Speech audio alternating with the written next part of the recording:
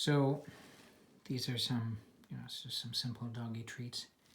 You'll have them. And Shoko and I are going to show you just a brief video on what I figured out, what I learned for mental stimulation for beagles, so that beagles are genetically engineered, for lack of better terms, bred, if you want so, for the fox hunt in England. And a beagle basically consists of a nose with 4 paws. Those of you who've had a beagle for a while know this and know why this is a problem. They're very intelligent.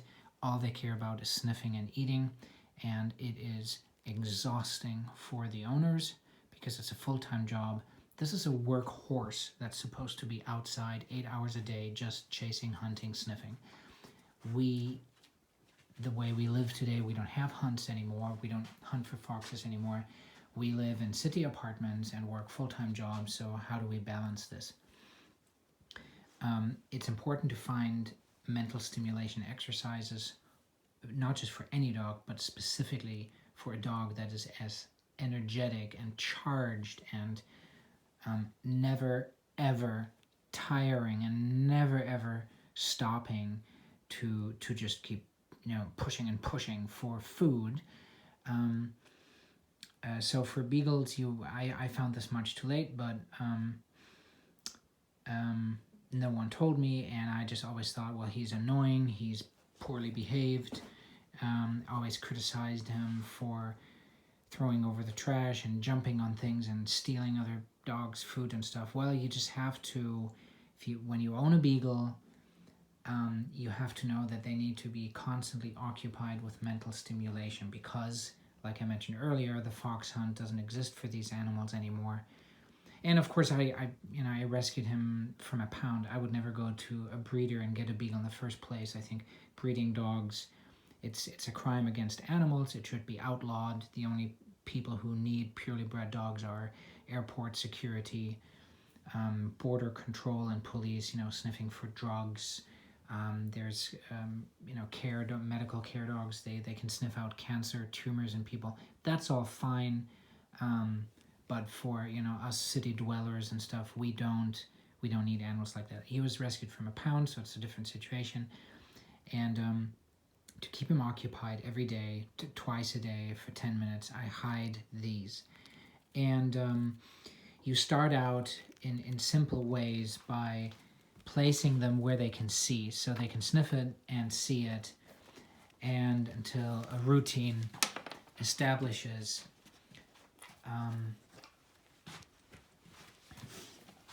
And you can intentionally, like I'm doing right now in this video, place things so that he can see, so it becomes easier. And then after a while, you make stuff harder by, this is a large pillow where there's space underneath everywhere, and you can drop in 3 or 4 in one place so that the smell is stronger, the odor is stronger, and it makes it easier for the dog to find. So anyway, you're upgrading to the next level by hiding stuff, hiding this underneath covers and pillows. Here's a dark corner. There's a box with books in it, so I'm going to hide it in a dark corner. He can sniff it, but there's still enough space for his snout to get in. You can see how he's pushing it aside. Yeah, and then you can, when you have a door, what I found out is really cool, open the door as far as possible, throw some in the corner, and this takes him a longer time to find. Now the smell, the odor from the treats come out underneath the door. It just takes a while, and now he's got it. And this is a very large beagle. Most beagles, especially European beagles, are smaller in size, so they can't reach up as high. So you have to kind of choose for yourself how high you want to. Sorry about the darkness. There, we got some light now. So you want to decide on how high up you want to place these.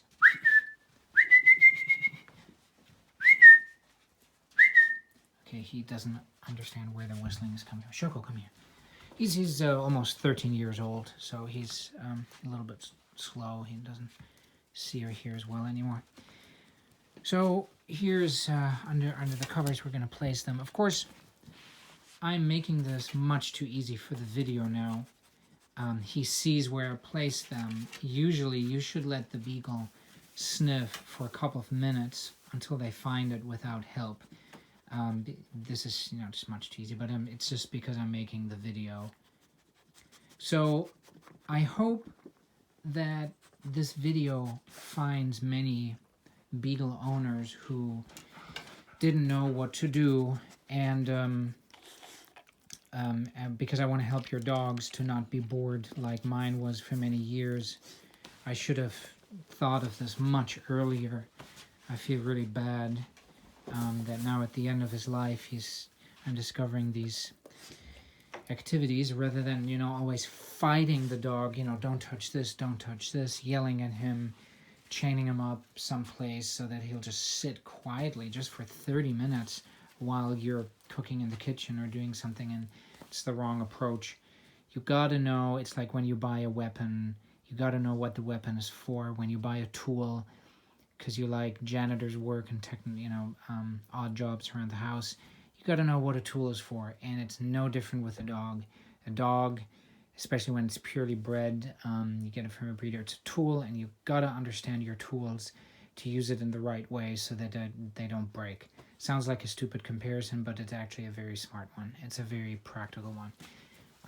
So if you know someone who has a Beagle and has troubles, suggest this video to them. I hope you get some ideas. I wish you good luck. Thanks for checking in, and let me know in the comment section if you have any other great suggestions that I can use for my dog.